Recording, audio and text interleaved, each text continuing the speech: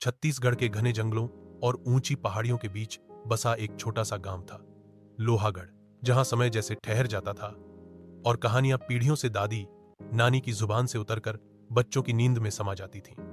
इस गांव की सबसे पुरानी और डरावनी कहानी थी चुड़ैल की शहर। गांव वालों का मानना था कि पहाड़ी के उस पार वाली घाटी में एक चुड़ैल रहती है जो बाकी चुड़ैलों से अलग है, क्योंकि वो रात को नहीं बल्कि भोर की पहली किरणों के समय लोगों को अपने जाल में फंसाती है।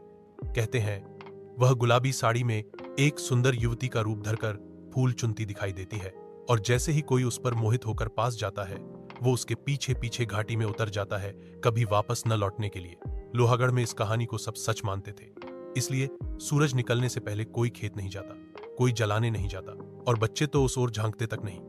लेकिन एक दिन गांव में रवि नाम का एक युवक आया जो शहर से पढ़ाई करके लौटा था और वैज्ञानिक सोच रखता था। उसे गांव वालों की यह कहानी एक कल्पना लगी।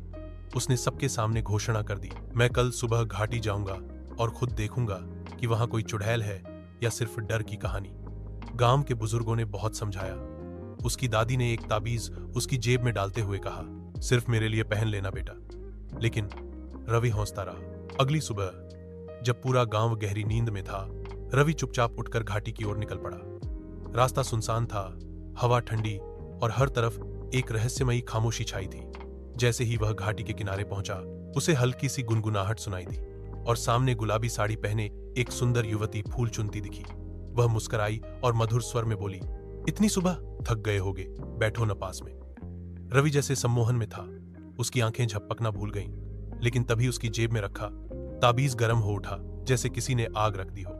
उस जलन ने रवि को होश में ला दिया और वह पीछे हटने लगा। उसी क्षण वह युवती भयानक रूप में बदल गई।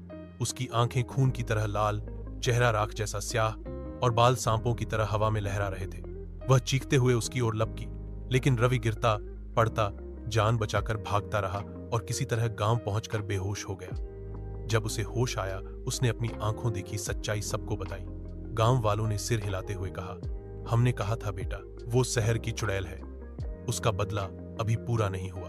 बुजुर्गों ने बताया कि वर्षों पहले उस घाटी में एक लड़की की सुबह सुबह निर्मम हत्या कर दी गई थी और तब से उसकी आत्मा वहीं अटकी हैहर शहर को लौट कर आती है, उस रूप में जिसे दुनिया सबसे सुंदर मानती है, ताकि कोई उसकी ओर आकर्षित होकर उसके पास आए और वो अपना बदला पूरा कर सके। तब से लेकर आज तक लोहागढ़ गांव में भोर से पहले कोई घर से बाहर नहीं निकलता, और रवि, उसने विज्ञान के साथ अब लोक विश्वास और आत्माओं का भी अध्ययन शुरू कर दिया, क्योंकि अब वह जान चुका था हर कहानी महज कहानी नहीं होती, कभी कभी वो अधूरी आत्माओं की पुकार होती है।